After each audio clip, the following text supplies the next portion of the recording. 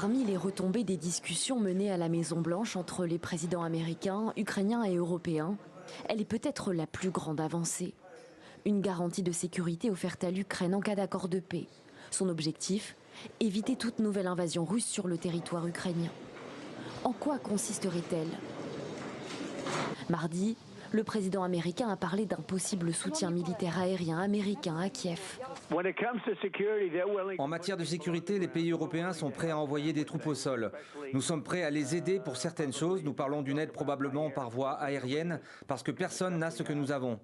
Si un accord est trouvé, il y aura une certaine forme de sécurité, mais ce ne sera pas l'OTAN.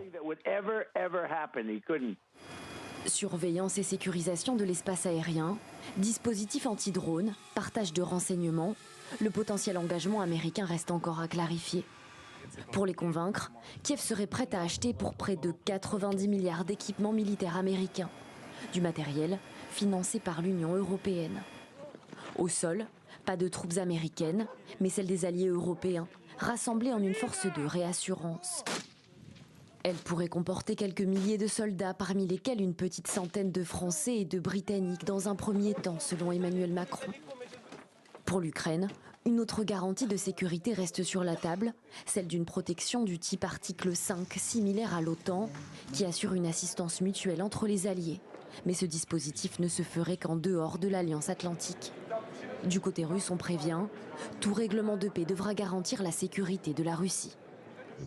L'Occident comprend parfaitement que discuter sérieusement de garanties de sécurité sans la Russie est utopique. C'est une voie qui ne mène nulle part. Le chef de la diplomatie russe a qualifié la situation d'escalade agressive et parle de tentatives plutôt maladroites de changer la position du président des États-Unis.